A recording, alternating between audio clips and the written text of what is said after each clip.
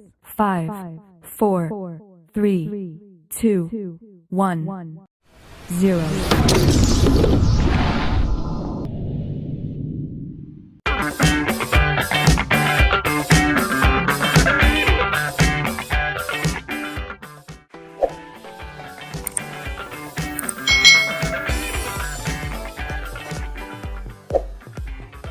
Halo adik-adik semuanya, selamat datang di channel YouTube Kak Citra. Apa kabar nih adik-adik semuanya? Kak Citra berharap kalian dalam keadaan yang baik, sehat, dan siap untuk belajar. Hari ini kita akan belajar bersama-sama di tema yang baru nih. Kita belajar di tema 3, tugasku sehari-hari, subtema 1, tugasku sehari-hari di rumah, pembelajaran 1. Nah, di sini akan dibahas tentang tugas keseharian kalian di rumah. Mari kita belajar dengan penuh semangat.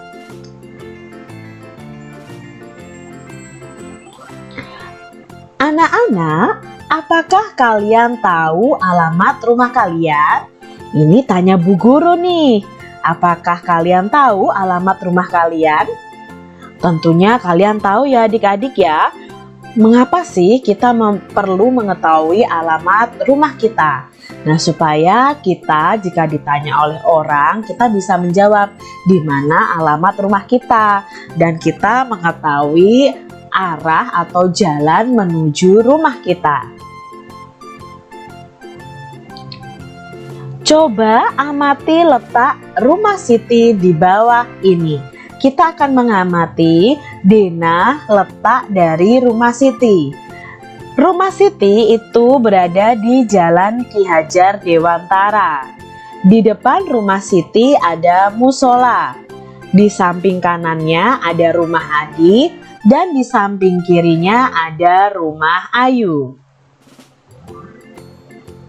Siti tinggal di Jalan Ki Hajar Dewantara nomor 25. Di sebelah kanan rumah Siti ada rumah Adi.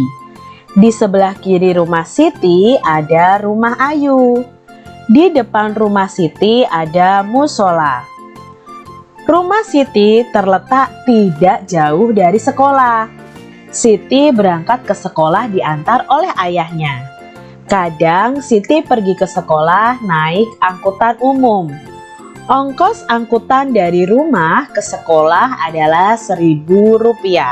Nah, ini kita mengetahui letak rumah Siti. Jawablah pertanyaan berikut adik-adik berdasarkan bacaan tadi. Siapakah yang tinggal di sebelah kanan rumah Siti? Ayo, siapa yang tinggal di sebelah kanan rumah Siti tadi? Iya, Adi. Nah, Adi yang tinggal di sebelah kanan rumah Siti. Siapakah yang tinggal di sebelah kiri rumah Siti? Iya, Ayu yang tinggal di sebelah kiri rumah Siti. Di manakah rumah Siti? Terletak di mana tadi? Di Jalan Ki Hajar Dewantara nomor 25. Berapa ongkos angkutan umum dari rumah Siti ke sekolah? Ya, ongkosnya adalah Rp1.000. Hubungkan dengan garis. Hubungkan kalimat berikut yang sesuai dengan jawaban di sebelah kanan. Sesuaikan berdasarkan denah pada halaman 4 di bukumu tadi atau denah rumah Siti tadi. Nah, rumah yang terletak di ujung kanan adalah rumah siapa adik-adik? Ya, rumah Adi. Di depan rumah Siti terdapat? Ya, terdapat musola. Rumah yang terletak di ujung kiri adalah rumah siapa adik-adik? Ya, rumah Ayu. Rumah yang terletak di antara rumah Ayu dan rumah Adi adalah rumah siapa? Ya, jawabnya adalah rumah Siti. Ongkos angkutan Siti ke sekolah adalah Rp1.000. Adik-adik pasti pernah melihat uang Rp1.000. Nah, uang sendiri itu dibagi menjadi dua. Ada uang kertas dan ada uang logam. Kita akan pelajari bersama-sama tentang uang logam nih.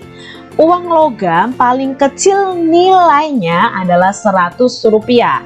Sedangkan yang paling besar nilainya adalah Rp1.000. Jadi untuk uang logam ini adik-adik harus ketahui bahwa yang paling kecil yang saat ini masih beredar adalah Rp100 dan yang paling besar adalah Rp1.000. Amati gambar berikut. Nah, ini adalah gambar uang logam Rp100. Jika adik-adik menuliskan uang Rp100, cara menuliskannya seperti ini adik-adik. Rp 100,00 dibaca Rp100. Gambar uang berikutnya adalah uang ini nih adik-adik. Menurut kalian ini uang berapa ya? Ya, ini uang 200. Nah, jika ditulis Rp 200,00 dibaca Rp200. Uang logam berikutnya adalah uang ini. Uang berapa ini adik-adik? Ya, ini uang Rp500. Jika ditulis ini seperti ini, Rp 500,00 dibaca Rp500.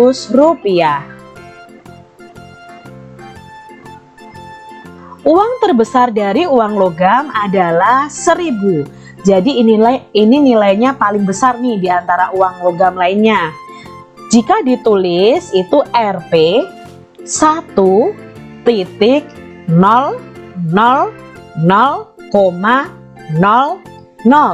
dibacanya Rp1.000.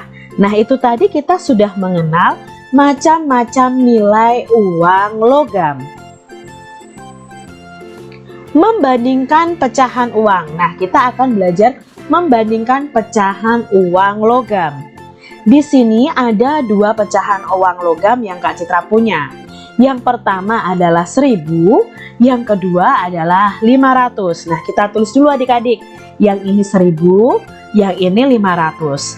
Sekarang kita bandingkan. Membandingkan itu bisa diberi kata lebih dari, atau lebih banyak, kurang dari, atau lebih sedikit.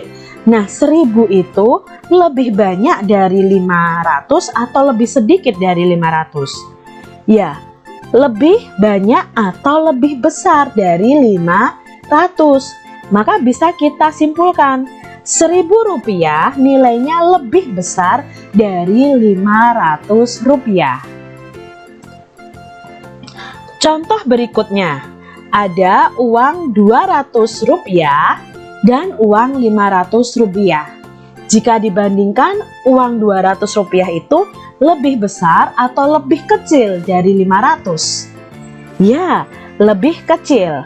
Maka kita bisa simpulkan bahwa Rp200 itu lebih kecil dari Rp500.